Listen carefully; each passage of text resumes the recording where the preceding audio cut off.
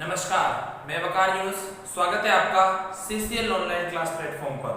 आज हम जो लास्ट लेक्चर में हमने डिस्कस किया था उसी को कंटिन्यू करते हैं, यानी जो हमने एग्जांपल्स यानी जो उदाहरण हमने आखिरी लेक्चर में डिस्कस किए थे उन्हीं को आज हम कंटिन्यू करते हुए कुछ लेवल बढ़ाते हुए कुछ क्वेश्चंस आज हम करने वाले हैं। किससे जुड़े हुए हैं? सारे के सारे समाकलन से जुड़े हुए हैं, यानी इंटीग्रेशन से सभी के सभी जुड़े हुए हैं। ठीक है, तो हम बात करेंगे कोई भी क्वेश्चन जो कल हमने किए थे उनके साथ में हम कोई दूसरे क्वेश्चन आज कर लेते हैं। एक सिंपल सा क्वेश्चन मैं लेता हूँ आपके सामने, तो उसको हम सॉल्व करते हैं। सबसे सिंपल कोई क्वेश्चन है, मान लीजिए फॉर एग्जांपल कोई अपने पास इस तरीके से कोई क्वांटिटी गिवन है 5t² + 9t + 10। क्लियर?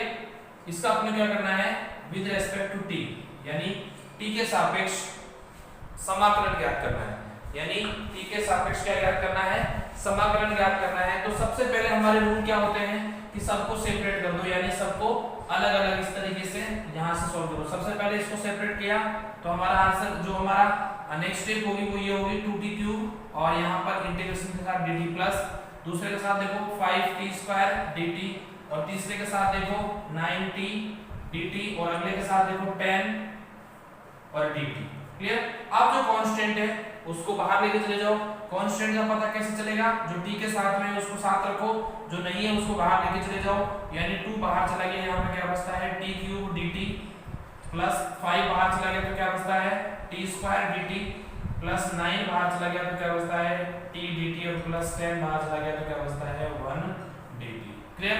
अब हमें सिंपल यहाँ से क्या करना है, समाकलन का जो सूत्र है, हमारा जो पॉलिनोमियल्स फॉर्मूला था क्या था, x⁴n को अगर हम कैलकुलेट करें रिस्पेक्टिव से सॉल्व था x⁴n + 1/n + 1। इस सूत्र की सहायता से यानी इस फॉर्मूले की हेल्प से हम इसको सॉल्व करेंगे। तो देखो 2 यहां देखो क्या हो जाएगा 3 + 1/3 + 1 + c। ठीक है, और यहां पे देखो आप +5 क्या हो जाएगा t 2 + 1/2 + 1 + c। यहाँ देखो 9 ऑलरेडी बाहर है, क्या बचेगा t 1 + 1/1 + 1 + c। यहाँ देखो 10 और यहाँ देख लो आपका हो जाएगा t। क्लियर? कोई भी कांस्टेंट क्वांटिटी होती है जिसके रिस्पेक्ट में उसका हम समाकलन ज्ञात करते हैं वही उसका आंसर आते हैं। ठीक है, आप इसको सिंपल कर लो यहाँ पर, तो क्या हो जाएगा 2t⁴/4 यही होगा, प्लस c को बाद में लिख देंगे, प्लस यहाँ देखो 5 और t⁵/3 plus 9t²/2 plus 10t और प्लस 1 इसके साथ c था 1 2 3 4, यानी 4 आप क्या जाएंगे यहाँ पर c हो जाएगा 4c। ठीक है, अब इसको सिंपल आगे भी करना चाहो तो आप इस तरीके से इसको कर सकते हो, लेकिन अगर यहीं भी छोड़ते हो तो भी आपको कोई परेशानी वाली बात नहीं है, यानी आपका ये समाकलन हो गया। अगर आप कहते हो कि सर ये थोड़ी लेंथी होता है, जैसे कई बार आप अपने नीट और IIT के लिए हम बात करते हैं, तो नीट और IIT में क्या जाता है कि इसको सीधे सीधे सिंपल सॉल्व किया जाता है, क्योंकि उनको काफी प्रैक्टिस हो जाती है। जो नीट और जो IIT में जो स्टूडेंट्स स्टडी करते हैं उनकी जो प्रैक्टिस है वो काफी हो जाती है, इसीलिए उनको इस तरह की परेशानी को सॉल्व करने में इजी होता है। कैसे सॉल्व करते हैं वो सीधा यहाँ से देखते हैं, फटाफट इसे देख लो। तो 2 तो है ही पहले से ही, और क्या हो जाएगा t⁴/4 सीधा सॉल्व करते हैं वो। इसका देखो प्लस यहाँ हो जाएगा 5 तो ऑलरेडी है ही, t3/3 हो जाएगा। ठीक है भाई, इस तरीके से देखते हैं वो प्लस 9 और t²/2 हो जाएगा और प्लस 10t हो जाएगा इसका। तो इस तरीके से वहां से निकाल लेते हैं डायरेक्ट। तो वहां पे यहाँ तक अपने इतने सारे स्टेप्स रखने की जरूरत नहीं होती, और 4c का c की कोई वैल्यू नहीं होती। कल एक स्टूडेंट पूछ रहा था कि सर c की वैल्यू क्या होती है, तो यहाँ पर c की कोई वैल्यू नहीं रखते हम। कांस्टेंट होता है, कभी फिक्स नहीं होता है। अगर वो फिक्स वैल्यू होती मतलब यूनिवर्सल फिक्स होती कि उसको कहीं भी जाओ एक जैसी होती है, तो वो होती नहीं है, और इसको ज्यादा डीपली अपने पढ़ने की जरूरत भी नहीं है, क्योंकि अगर इसको अपने को ज्यादा डीपली पढ़ना है तो वो उसके लिए आपको मैथमेटिक्स पढ़नी होगी 12th क्लास की, उसमें इसको काफी डीपली लिया होगा। ठीक है, और उससे भी ज्यादा जब आप BSc करोगे या फिर MSc करोगे मैथमेटिक्स से, तो वहां पे इसका काफी सारा जो सॉल्यूशन है वो मिलेगा। अपने को तो सिर्फ इतना देखना है कि c कांस्टेंट है, जिसको लिखते हो तो बहुत अच्छी बात है, अगर नहीं भी लिखते हो तो उसका आंसर पे कोई फर्क नहीं पड़ने वाला है। ठीक है, तो इस तरीके से हम यहाँ से सिंप्लीफाई इसको सॉल्व कर सकते हैं, कोई किसी को दिक्कत नहीं होनी चाहिए, अगर है तो दूसरे क्वेश्चन देखेंगे हम वहां पे सॉल्व हो जाएंगे। ठीक है, अब उस क्वेश्चन का पैटर्न मैं बदल देता हूँ। ठीक, ये तो एक सिंपल क्वेश्चन थे जो हमने इंटीग्रेशन किए मैथमेटिक्स से। अब हम फिजिक्स के लैंग्वेज में क्वेश्चन जो आते हैं वो किस तरीके आएंगे वो मैं देखने वाले हैं, उसको हम देखेंगे और उसी के बिहाफ पे यहाँ पे कहेंगे कि उसको किस तरीके से सॉल्व करते हैं। तो हमारा जो क्वेश्चन है वो ये है, calculate the energy possessed by the force F equals to 2x plus F equals to 5x plus 2, यानी F equals to 5, F की वैल्यू गिवन है 5x plus 2 और ये गिवन है कितनी, न्यूटन में गिवन है, किसमें गिवन है, न्यूटन में गिवन है। आगे पूछता है वो on moving from x equals to 1 to x equals to 2, clear, यानी लिमिट गिवन है, लेकिन अभी हमने लिमिट के क्वेश्चन नहीं किए, तो हम इस क्वेश्चन को करने से पहले लिमिट के क्वेश्चन कर लेते हैं कि लिमिट किस तरीके से यूज की जाती है। तो हम यहाँ पे क्या यूज करते हैं, लिमिट, कि लिमिट को किस तरीके से यूज किया जाता है वो अभी हम देखना है। ध्यान रखना इंटीग्रेशन के अंदर लिमिट का बहुत खासा रोल होता है कि कहां से लेके कहां तक। ठीक है, तो यहाँ पे देखना लिमिट हम याद करेंगे, जैसे मान लीजिए आपके पास गिवन है लिमिट, जो लिमिट है वो गिवन है x1 to 2, यानी 1 से लेके कहां तक है 2 से, मतलब 1 से लेके 2, यानी 1 पहले जो क्वांटिटी उसको नीचे रखेंगे, दूसरी को ऊपर लिखेंगे 2 और फिर लिख देना 2t³ + 3t। अब यहाँ पे x की वैल्यू है तो यहाँ पर tx आ जाएगा, है ना, यहाँ पे x लिख लेंगे अपन x और क्या कर देंगे dx। अब ये लिमिट गिवन है, लिमिट है 1 से 2।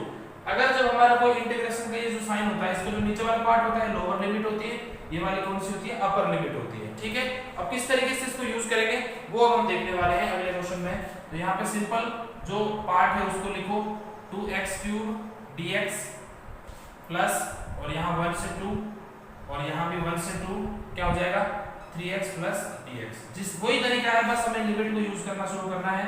अब यहाँ देखो सबसे पहले क्या करेंगे, 2 कांस्टेंट है तो बाहर ले जाओ 1 से 2 और क्या बचेगा x³ dx प्लस 3 कांस्टेंट है बाहर लेके चले जाओ x dx और यहाँ पे क्या जाएगा 1 से लेके 2 तक। अब इसको सिंपल सॉल्व करते हैं तो किस तरीके से आंसर आएगा, देखो 2 और कर दो इंटीग्रेशन कर दो, x³ क्या हो जाएगा x 3 + 1 अपॉन 3 + 1। अब लिमिट लगा दो 1 से 2 प्लस 3, देखो यहाँ पे देखो x 1 + 1 अपॉन 1 + 1 और लिमिट लगा दो यहाँ 1 से 2 और प्लस 2c, मैंने अलग से लिख दिया। ठीक है, देन सॉल्व करते हैं। अब लिमिट अप्लाई करो तो x 4/4 प्लस 1 से 2 3 और यहाँ देखो x² 2 और 1 से 2 प्लस 2c, क्लियर। अब लिमिट अप्लाई करते हैं, कैसे करते हैं, जो 2 है ना उसको पहले लिखेंगे, यानी 2 और 2⁴/4 माइनस और फिर 1 x की वैल्यू 1 रख देंगे 1⁴/4, यानी ये किसकी वैल्यू है, x की वैल्यू। हमने कहा ना x 1 से लेकर 2 तक है, तो 2 को पहले रखो और 1 को बाद में रखो, यानी पहले अपर रखो फिर लोअर, अपर माइनस लोअर। तो वहां से अपन इसका जो भी सम होगा यानी समाकलन होगा, जो भी इंटीग्रेशन होगा उसको हम कैलकुलेट कर लेंगे। प्लस 3 यहाँ देखो भाई 2 पहले है ना, तो 2 का स्क्वायर अपॉन 2 माइनस और फिर देखो 1 है 1 का स्क्वायर अपॉन 2 प्लस 2c। ठीक है, अब सिंपल है इसको सॉल्व करना है। देखो 2⁴ देखो तो 2 × 2 × 2 × 2 2 2 4 4 2 8 8 16, यानी कितना जाते हैं 16, यानी 16/4 माइनस 1/4। ठीक है, प्लस 3 यहाँ देख लो 2 का क्या जाएगा 4, भाई ये 2 था अपना, 2 का 4/2 माइनस 1/2। 1 की कितनी पावर हो उसकी वैल्यू 1 ही होती है, मैंने आपको पहले भी बता दिया है। दोनों का एलसीएम ले लो, एलसीएम यानी लघुत्तम समापवर्तक, 4 आ गया 16 - 1 प्लस 3, यहाँ देखो 2 एलसीएम ले लिया और 4 - 1, यानी अब इसको हम सॉल्व करें तो यहाँ से कर सकते हैं, क्या जाएगा 2 और 15/4 प्लस 3 और 3/2। अब ये सिंपल सॉल्व करना है, 1 2 यानी 15/2 आ जाएगा प्लस 9 क्या जाएगा 2, दोनों के एलसीएम ले लो, 2 एलसीएम तो क्या जाएगा 15 + 9, यानी 15 + 9 है 24/2 यानी 12।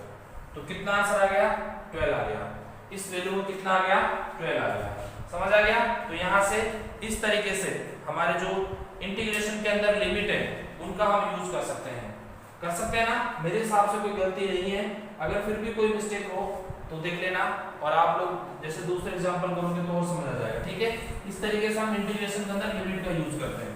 अब और देखना आगे किस तरीके से करते हैं। ये तो पहला क्वेश्चन था, अभी हम दूसरा क्वेश्चन और कर लेते हैं, फिर उसके बाद हम बुक का क्वेश्चन लेंगे। दूसरा क्वेश्चन है आपका टी का देते हैं, t equals to 1 second to 2 second. ठीक है, ऐसा करो 1 से 3 कर दो। ठीक है, अब हम वैल्यू देते हैं यहाँ पर कि मान लीजिए कोई वैल्यू है और उसकी वैल्यूज है इंटीग्रेशन, और लिख दिया इसमें 5t स्क्वायर प्लस 2t और dt।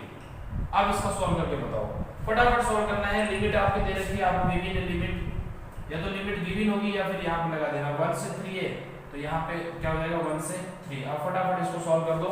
इसका जब तक आप सॉल्व करोगे तो आपको ये समझ में आ जाएगा, और मैं तब तक आपका ये सॉल्व क्वेश्चन जो आंसर है उसको बोर्ड पे ला के रख दूंगा, यानी बोर्ड पे लेके आ जाऊंगा। तो आप लोग फटाफट अपनी कॉपी में इसको सॉल्व करना शुरू करो लिमिट को।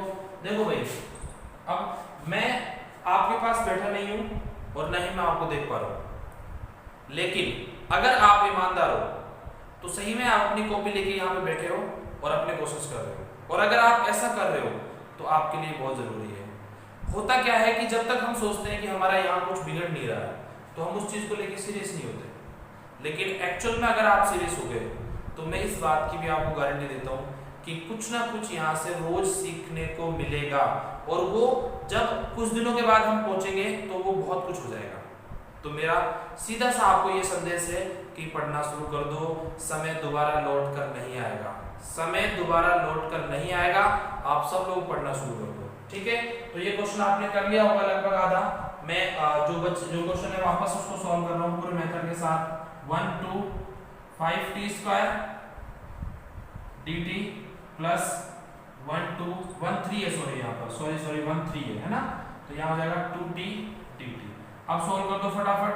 5 बाहर चला गया है ना, 5 बाहर, तो 1 से क्या बचता है 1 3 और t स्क्वायर dt प्लस यहाँ 2 बाहर चला गया, क्या बचता है 1 3 और t और dt। अब देखो इसको आगे सॉल्व करते हैं, तो यहाँ पे क्या आंसर आएगा, 5 को रहने दो और t स्क्वायर करो तो t2 प्लस 1 अपॉन 2 प्लस 1। ठीक है भाई, और इसके साथ में लिमिट आ जाएगी 1 से 3 प्लस 2 देखो, और यहाँ देखो क्या हो जाएगा 1 प्लस 1 अपॉन 1 प्लस 1, और यहाँ हो जाएगा 1 से 3 और प्लस 2 से।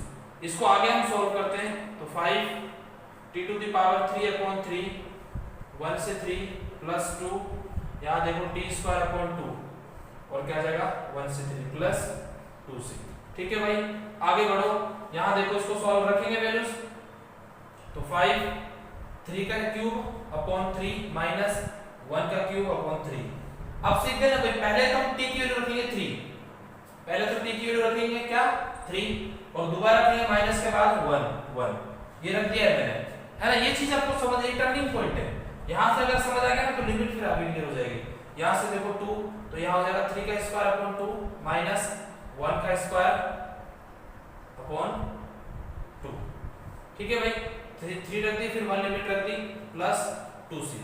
अब यहाँ पर सिंपल सॉल्व करना है, कुछ नहीं है, मैथमेटिक्स है, और 10th आप पढ़ के आए हो तो आपको पता है 3 × 3 × 3 27 हो गया था, 3 3 9 और 9 3 27, यानी 27 अपॉन 3 माइनस 1 अपॉन 3 प्लस 2, इसमें देखो भाई 9 हो गया, 9 upon 2 minus 1 upon 2 plus 2c। आगे बढ़ो और देखो यहाँ पर 5 और 3 एलसीएम ले लिया, तो 27 माइनस 1 प्लस 2, और यहाँ देखो 9 माइनस 1 अपॉन 2 एलसीएम ले लिया ना। ये सिंपल सॉल्व करना है भैया, आपको आना चाहिए। ठीक है, यहाँ पर आता है 5 और 26 अपॉन 3, है ना, और प्लस 2 और 8 अपॉन 2। अब देखो सॉल्व करके 5 को 25 से करोगे तो कितना हो गया 3 10 और 12 120 आ गया ना भाई। इसको सॉल्व करोगे यानी 26 को 5 से सॉल्व करोगे तो 120 आ जाएगा आपका। 6 5 30 3 और 13 130 आएगा भाई। 5 2 10 और 1 13 130 आएगा ना। 130 अपॉन 3 प्लस 16 अपॉन 2 तो अब 3 और 2 का एलसीएम 6 ही होता है, और कुछ होगा ही नहीं। तो 2 बार जाएगा तो ये हो जाएगा 260 प्लस ये 3 बार जाएगा तो 32 48 16 48 होते हैं। तो सॉल्व कर लो, कितना आ जाएगा 308, क्या है ना 308/6। तो सॉल्व करोगे 30 5 बार जाएगा, उसके बाद क्या जाएगा 51 पॉइंट कुछ है, 51 पॉइंट करीबन 1 आंसर आएगा। ठीक है, अगर आप इतना भी छोड़ दोगे तो भी कोई दिक्कत नहीं है। यहाँ से चीज क्लियर होती है यार, मैथमेटिक्स में जो सॉल्यूशन है ना वो आपको करना आना चाहिए। कुछ बच्चे इसलिए जो मैथमेटिक्स से डरते हैं या फिर मैथमेटिक्स के डर की वजह से फिजिक्स को छोड़ देते हैं या फिर फिजिक्स को चूज नहीं करते या साइंस को चूज नहीं करते। तो मैथमेटिक्स का सिर्फ एक डर है जो आपके दिमाग में है, बाकी एक्चुअल में मैथमेटिक्स कुछ भी नहीं है, बहुत इजी है। लेकिन एक जो डर होता है ना, एक फोबिया होता है, वो आपको आगे नहीं बढ़ने देता। तो आपको उस डर को दूर करना है। क्या करना है आपको? उस डर को दूर करना है। अगर वो डर आपने दूर कर लिया तो ये श्योरिटी है कि आप एक अच्छी जगह पर, अपने एक अच्छे प्लेस पर या अपनी एक अच्छी पोजीशन पर पहुंच जाओगे। ठीक है, तो थोड़ा सा अपना मन को पॉजिटिव रखो और अपने क्वेश्चन सॉल्व करते रहो। अब हम सॉल्व करेंगे उस बुक के क्वेश्चन को जो हमने पहले लिया था, अब उसको वापस लेते हैं। ठीक है, यहाँ से मैं समझता हूँ कि सबको समझ आ रहा होगा।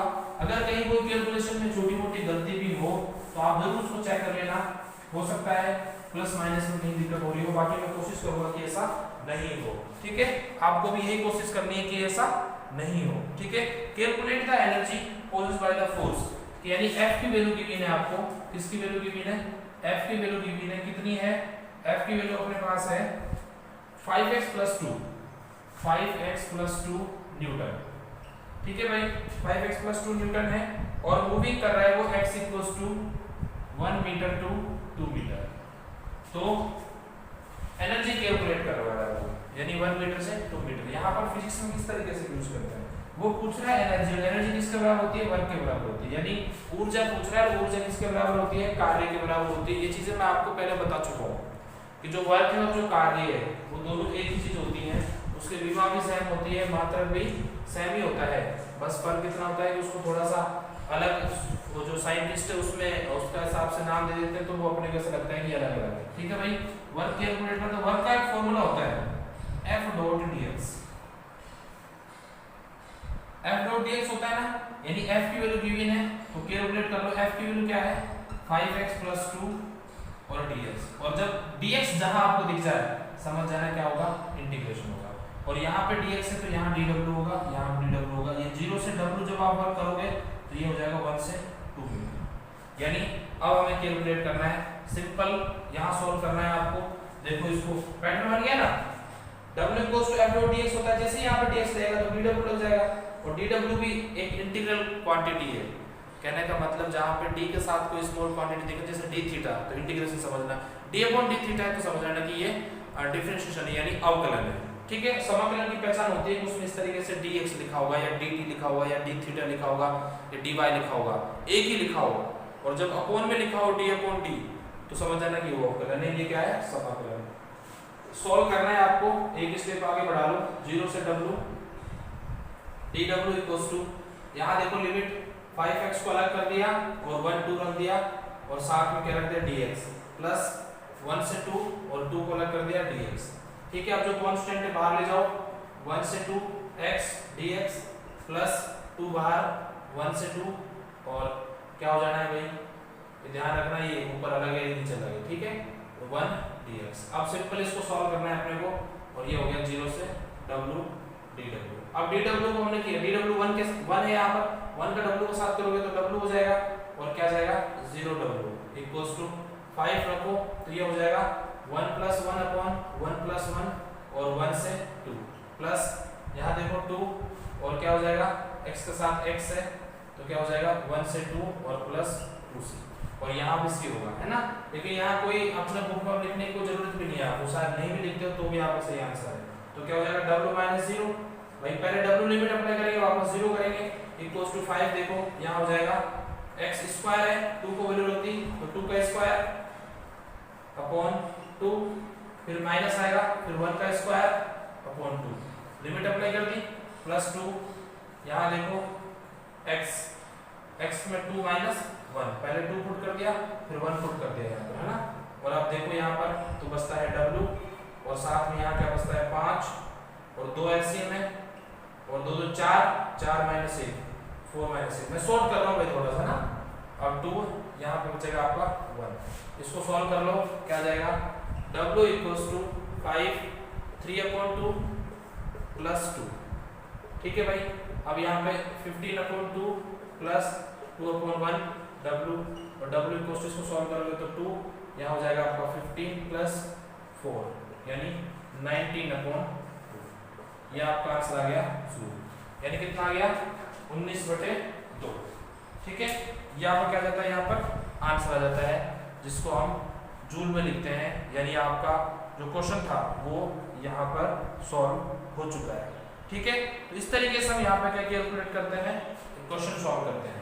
अब मान लीजिए एक अगला क्वेश्चन मैं दे देता हूँ आपको, जनरली मेरा क्वेश्चन है, मैं आपसे कहता हूँ कैलकुलेट द एनर्जी, यानी ऊर्जा की मान ज्ञात करो, calculate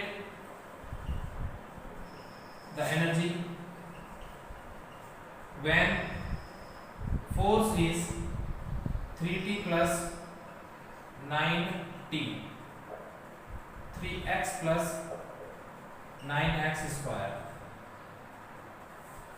when it displays x equals to 2 meter to 3 meter। करो भाई कैलकुलेट, ये क्वेश्चन है मेरा। हिंदी में ऊर्जा का मान ज्ञात करो जब बल 3x plus 9x स्क्वायर हो तथा विस्थापन x बराबर 2 मीटर से 3 मीटर हो। ये हिंदी में मैंने बोल दिया है, समझदार हो समझ गए होंगे, कोई बड़ी ज्यादा बड़ी बात नहीं है, इजी सा है, आंसर भी आपका आ जाएगा और करोगे तो कुछ भी सही टफ नहीं है ना। करो थोड़ा सा एक बार, मैं सारे मिटा रहा हूँ, करो आप सब लोग प्रैक्टिस करो। देखो भाई सीधी सी बात है, मैं आपसे फिर भी कह दूं, जब तक आप प्रैक्टिस नहीं करोगे, जब तक आप इन सब चीजों को नहीं सीखोगे और जब तक आप सीखोगे नहीं तो आगे कैसे बढ़ोगे।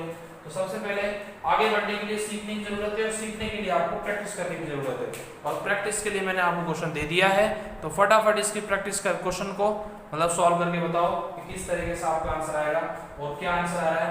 अगर किसी का आंसर आ जाता है तो फटाफट जो भी चैट बॉक्स है, आप चैट बॉक्स में जाके अपने आंसर को लिख दीजिएगा, तो हमारे लिए इजी होगा, ताकि हम अगर आपको हमें लगता है कि आप लोग सही तरीके से पढ़ रहे हो तो सीधी सी बात है, हमारा भी मन थोड़ा अच्छा होता है कि हाँ मैंने जो मेहनत की है उसका परिणाम मुझे मिलने लगा है, यानी आपका पढ़ना ही मेरा परिणाम है। अगर आप पढ़ोगे तो मेरा परिणाम आ रहा है, ठीक है।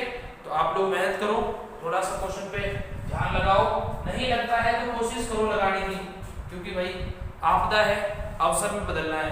मैंने कल बताया था आपको कि आपदा को किसमें बदलना है, अवसर में बदलना है। तो अवसर में बदलने के लिए हमें मेहनत करनी है और मेहनत आपके हाथ में है। अगर आप यहाँ से मेहनत कर लोगे तो आपका जीवन आपका सुधर जाएगा, आप एक अच्छी पोजीशन पर पहुंच जाओगे, ठीक है। इस क्वेश्चन को सॉल्व करो, मैं सॉल्व करता हूँ। W इक्वल्स टू क्या होता है, F डॉट dx होता है, यहाँ पे dw आ जाएगा, दोनों तरफ इंटीग्रेशन 0 से w, तो लिमिट दे रखी है यहाँ पर 2 से 3, तो यहाँ हो जाएगा 2 और ऊपर आ जाएगा 3, यानी लोअर तो कितनी है 2 और अपर कितनी है 3।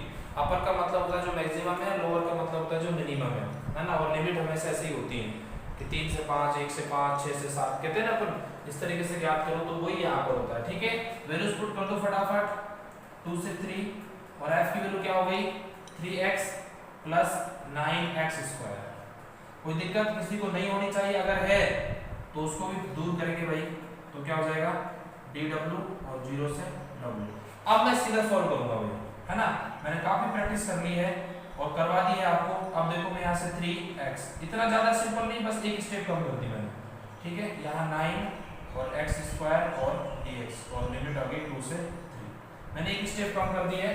अब यहाँ पे सीधा एक स्टेप और कम कर दूंगा मैं 3, और यहाँ आ जाएगा आपका, पहले वो w वाला भी लिखोगे साथ में, है ना, तो हो जाएगा w माइनस 0, लिमिट अप्लाई कर दी, तो यहाँ पे या फिर लिमिट एक बार और लिख लो, फिर बाद में अप्लाई कर देना 0 से w, ठीक है। तो क्या हो जाएगा x 1 प्लस 1 यानी स्क्वायर अपॉन 2, और लिमिट क्या आ गई आपकी 2 से 3, प्लस 9 और x क्यूब अपॉन 3, और लिमिट क्या आ गई अपनी 2 से 3 प्लस 2c, लगाने की लिखने की कोई जरूरत नहीं है, अगर नहीं भी लिखते हो तो कोई बात नहीं, और लिखते हो तो बहुत अच्छी बात है।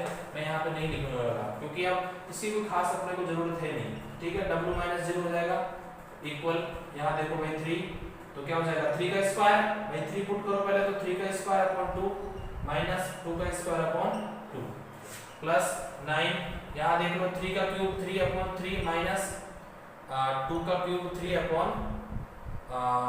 3, है ना भाई। 3 रख दिया पहले, तो ये सॉरी 3 गलती हो गई ना, ऐसे गलती होती है।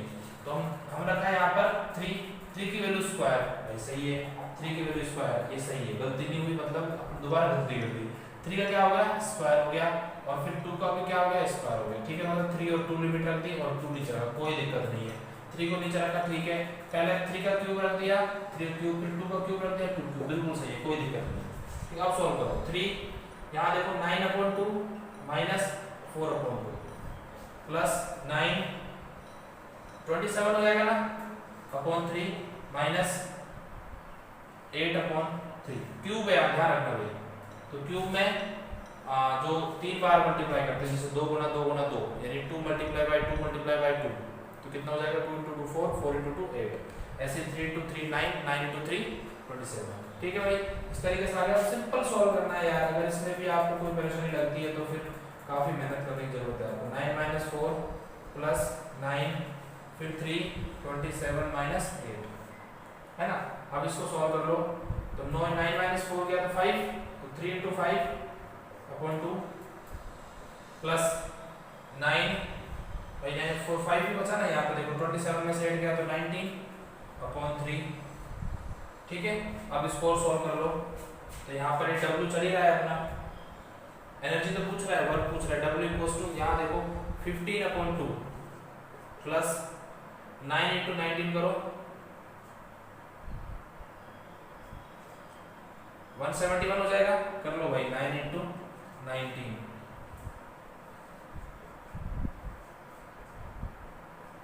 171 होता है ना, तो 171 अपॉन 3, ठीक है। अब सॉल्व कर लो, w इक्वल्स टू 6, तो 3 टाइम्स गया, 3 टाइम्स गया तो 45 प्लस 2 टाइम्स गया तो 2 टाइम्स करो 2 342। अब इसको सॉल्व कर दो, w इक्वल्स टू 7 8 387 अपॉन 6 और जूल, ये क्या जाता है आपका आंसर आ जाता है, यानी 387 अपॉन 6। तो इस तरीके से हमने लिमिट के 2 क्वेश्चन किए बुक के अकॉर्डिंग, और उससे पहले भी कुछ क्वेश्चंस की हमने प्रैक्टिस की। तो यहाँ से जो आपका इंटीग्रेशन के पॉलिनोमियल्स जो फॉर्मूले थे उसके बिहाफ पे जितने भी क्वेश्चन थे हमने कर लिए। अब हम जो क्वेश्चन करने वाले हैं वो ट्रिग्नोमेट्री के बिहाफ पे करने वाले हैं कि ट्रिग्नोमेट्री के अंदर किस तरीके से क्वेश्चंस को सॉल्व किया जाता है और वहाँ पे किस तरीके से उनके जो आंसर्स होते हैं उनको लाया जाता है। तो देखना यहाँ से 2-3 क्वेश्चन इसके भी कर लेते हैं ताकि आपका जो इंटीग्रेशन है वो फिनिश हो जाएगा, ठीक है। उसके बाद मेरी कोशिश ये भी आपके लिए कि मैं टेस्ट का अरेंजमेंट करूँ, मैं करूँगा टेस्ट, लेकिन अभी कुछ और पढ़ लेते हैं कुछ टॉपिक्स, और धीरे धीरे फिर कुछ और टॉपिक्स पढ़ने के बाद मेरा कुछ और भी प्लान है, वो मैं टाइम पे ही बताऊंगा, क्योंकि अभी बता देंगे हो सकता है पूरा नहीं हो, तो उन प्लान पे भी हम काम करेंगे। अगर आप हमारे साथ अब जुड़ चुके हो तो आप बहुत कुछ सीखने वाले हो, और अगर आज भी कोई स्टूडेंट पहली बार इस वीडियो को देख रहा है या पहली बार इस लेक्चर को पढ़ रहा है तो आप पुराने लेक्चर्स को जरूर पढ़ना जाके, वहाँ पे बहुत कुछ सीखने को मिलेगा। और जब सारे लेक्चर्स आपके क्लियर हो जाए तो फिर आप सारी चीज़ों के लिए एलिजिबल हो, यानी आप टेस्ट के लिए भी एलिजिबल हो जाओगे, और अपने जो आपका ग्राउंड लेवल है वो भी आपका स्ट्रॉन्ग हो जाएगा। ग्राउंड लेवल अगर स्ट्रॉन्ग नहीं होगा तो फिजिक्स आपको समझ नहीं आने वाली, इंटीग्रेशन नहीं हुआ तो नहीं आएगी, डिफरेंशियल नहीं हुआ तो नहीं हुआ। कहने का मतलब ये फिजिक्स का हार्ट है, दिल है, अगर ये आप उसके अच्छे से आता है तो पूरी फिजिक्स पे आप अपनी आसानी से पकड़ बना लोगे, और ये सब नहीं आएगा तो फिर पकड़ बनने वाली नहीं है। तो इसलिए मेरी सिंपल सी एक छोटी सी कोशिश है आपके लिए, वो ये है कि आप अपना मन को सही रखो और पढ़ने पे मेहनत करते रहो, ठीक है। और क्वेश्चन देखते हैं, sin x plus cos x dx, करो कैलकुलेट, निकालो आंसर। सिंपल इंटीग्रेशन दिया हुआ है sin x plus cos x। इसके लिए आपको फॉर्मूले याद होना चाहिए। सिंपल अगर फॉर्मूले आपको याद होंगे तो आप इस जो भी आंसर्स होंगे निकाल लोगे। देखो sin x dx plus cos x dx, ठीक है भाई। अब साइन एक्स का देखो, साइन एक्स के साथ एक्स में करना है तो साइन क्या हो जाता है, कोस होता है, लेकिन यहाँ पर साइन क्या हो जाएगा, माइनस कोस एक्स। ठीक है, कोस का हो जाएगा साइन एक्स, तो यहाँ पे क्या हो जाएगा साइन एक्स प्लस कोस, यानी आंसर क्या आ गया आपका minus cos x plus sine x plus cos. ये क्या है आपका, साइन का उसमें कोस होता है डिफरेंशिएशन में, लेकिन हम इंटीग्रेशन की बात करते हैं तो इंटीग्रेशन में इसका जस्ट अपोजिट होता है, यानी साइन का क्या होता है माइनस कोस एक्स, तो कोस एक्स होता है, और कोस एक्स क्या होता है साइन एक्स हो जाता है। ठीक है भाई, कोई दिक्कत किसी को नहीं होनी चाहिए, अगर है तो धीरे धीरे और सॉल्व कर देंगे। ठीक है, अगला क्वेश्चन देख लो इसका, ये इंटीग्रेशन साइन कुछ और देख लेते हैं ना, कोस 2x प्लस साइन 2x करो भाई dx करो, कैलकुलेट करो। आपको पता है कि हमें करना क्या है, किस तरीके से हमारे आंसर्स आएंगे, आंसर्स लाओगे तो आसानी से आ जाएंगे। करो, कोशिश करो, वहां से आपको बहुत मजा आने वाला है और बहुत सारी चीजें आपको इजी लगने वाली है। कोशिश करोगे तो हार नहीं होगी आपकी, और जब तक आपकी हार नहीं होगी जब तक आप जीते हुए हो। ठीक है, देखो यहाँ पर मैं सॉल्व करता हूँ, cos 2x अलग कर लो पहले तो, cos 2x dx plus sin 2x dx। मैंने इसका सिंपल बताया था आपको, cos का sin x होता है ना, तो क्या हो जाएगा sin ax अपॉन a। अब a के साथ 2 आ जाएगा तो यहाँ पर लिख देंगे अपन 2, और यहाँ भी क्या लिख देंगे 2, भाई cos का sin हो गया ना। ठीक है, प्लस अब sin का माइनस कोस होता है, माइनस कोस 2x अपॉन 2, तो आंसर आ गया आपका ये, इसको लिख देंगे अपन sin 2x upon 2 minus cos 2x upon plus 2। ठीक है, इस तरीके से ये भी आपका जो सॉल्यूशन था, जो आंसर था, वो भी आपका आ गया है।